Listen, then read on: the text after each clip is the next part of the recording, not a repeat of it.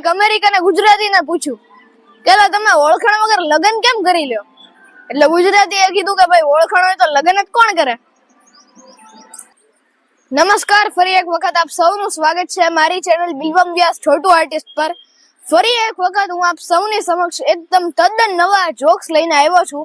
તો વિડીયો આખો જોજો. ચેનલ ઉપર નવા તો સબસ્ક્રાઇબ કરી દેજો અને દર વખતની જેમ તમારે ઇન્સ્ટ્રક્શન હોય કમેન્ટ બોક્સમાં લખી જ દેજો.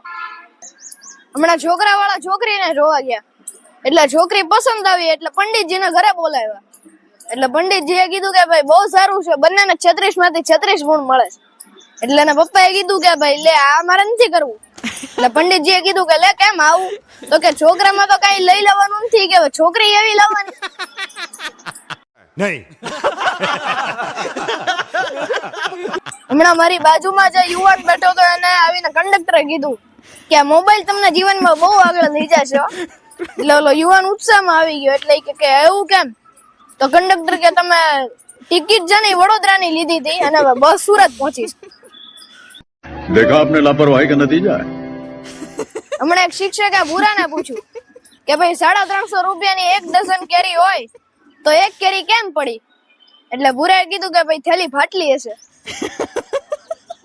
સ્ત્રીઓને આજ સુધી બાદશાહના નામે ખાલી મસાલા જ મળ્યા છે અને પુરુષોને ખાલી રાણીને નામે સિંગ તેલના ડબ્બા જ મળ્યા છે. બાકી બધું તો મોહમાયા જ છે. સહી પકડે હે. હમણાં ભૂરો કે એકવાર મેં રોડ શો કર્યો તો પણ બહુ જ ભારે પડ્યો તો. એટલે એનો મિત્ર કે ક્યારે કર્યો તો ઈ તો કે લગનનો વરઘોડો. હમણાં એક રાજાજીના દરબારમાં એક ગાયકે આવીને ખૂબ સરસ ગીત ગાયું. એટલે રાજાજી ખુશ થઈ ગયા. એમણે એમ કીધું કે ભાઈ અમને બહુ બધા રૂપિયા આપો. એટલે ઓલો ગાયક તો વધારે ખુશ થઈ ગયો. એને ખુશ થઈને બીજી વાર ગીત ગાયું. એટલે રાજાજી કે હવે આને ખૂબ બહુ બધા 6-7 ઘોડા આપી દો.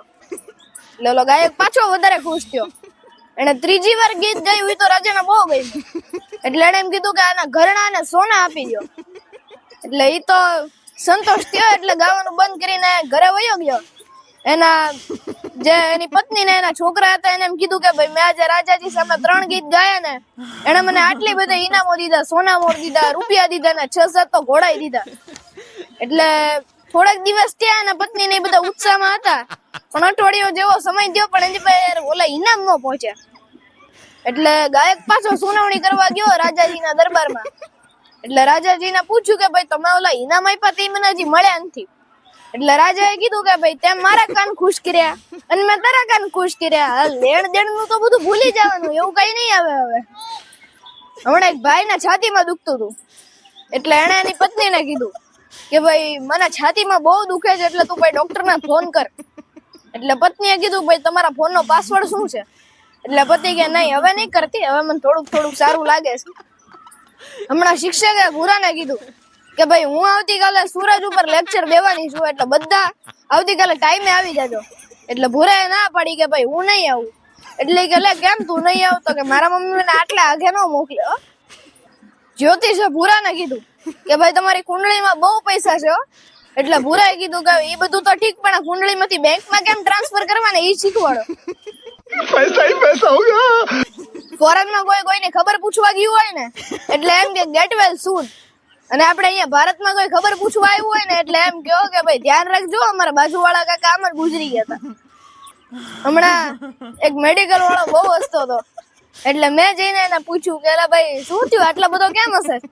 તો એ કે હમણાં યોગ દિવસ હતો ને મારા બધા આયોડેક્સના બામ વેચાઈ ગયા.